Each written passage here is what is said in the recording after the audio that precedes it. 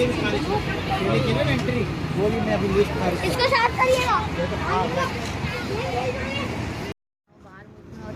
पापा कौन से क्लब से खेलते थे? नहीं, वो ऐसी दोस्तों के साथ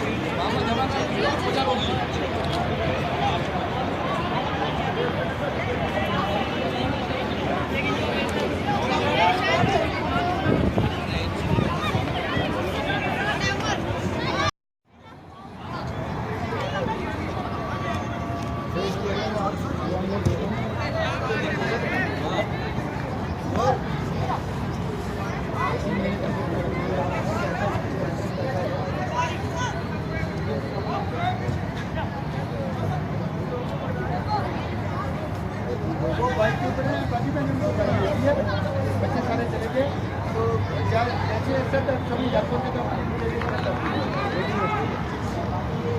सारे बच्चे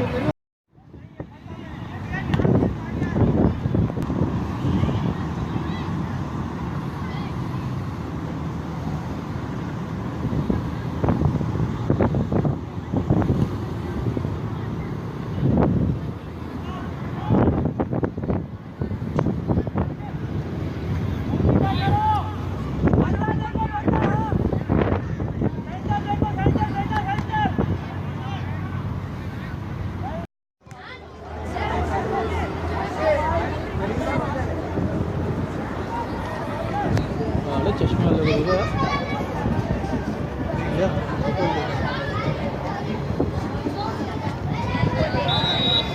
अपने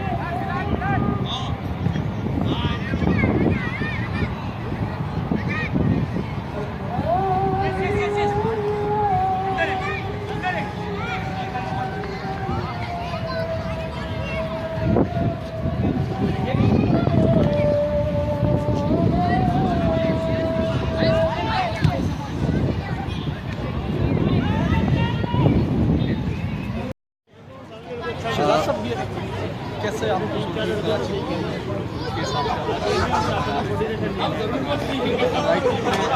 फुटबॉल की जो एक्चुअल ग्रास रूट पे काम उसको आगे लाने के लिए कितना इंसेंटिव ले रही है, क्या इस बारे में बताइए।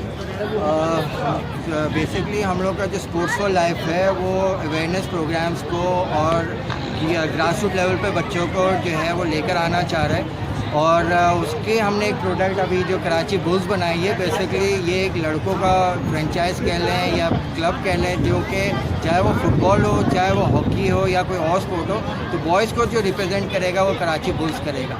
और जो ये फुटबॉल का जो हमने इस वजह से पहले लिया है क्योंकि मेरा अपना जो हमने रिसर्च किया स्कूल्स के अंदर वो ये पता चला है कि फुटबॉल जो है वो आगे आने वाले वक्तों में क्रिकेट को पीछे छोड़ देगा।